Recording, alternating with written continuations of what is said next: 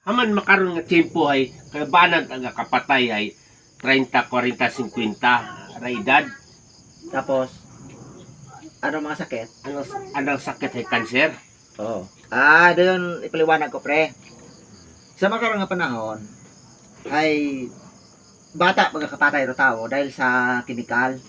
Di ka parehas ko unang panahon, nga ro edad itaw unang panahon ay kung 1,000 ang mamatay. Kapatay kasi hindi, ipaliwanag ko kimo. Do pinaka mahabat edad sa buong mundo. Anang edad ay 969. Nga anang pangalan ay Mitusalem. Para patunayan ko kimo nga minatod ang hambal. Ay pagyon ko sa Biblia dahil do Biblia nagasugid na tuon. Nakasulat ron sa Genesis chapter 5 and verse 27 nga roan ang pangalan ay si Mitusalem nga anang edad ay 969 years bago namatay. Makon mo kahaba no kung 1,000. Pangaiwa sa pinakamahaba edad ay si Jared. Nakasulat min mo sa Genesis chapter 5 and verse 20. Ranang edad ay 962 years bago namatay. Biro mo kung 1,000 no? Tapos pangatlo si Noe. Nga tag nakaligtas sa gunaw. Kat may arka. Oo, kat may arka si Noe. Anang edad ay 950. Anang edad para gapati ka mo, ibiblikal na ton. Nakasulat man mo sa Genesis chapter 9 and verse 29. Doon do anang edad ni Noe. Tapos ay doha unang tao ay si Adan. Anang edad man ay 930. Edad ni Adan, doon no pinakaunang tao.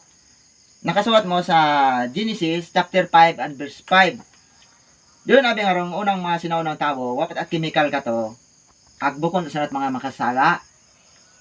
Ay makaroon abi ro uling tubo ay makasala.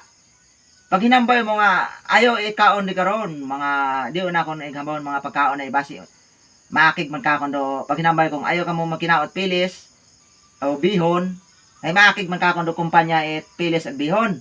Negosyo na doon anat mga insect ron dahil karon do sagad do chemical doon dahil may mga formalin doon nakatrabaho man abi ako dati sa pabrika at bihon ay sagad formalin doon.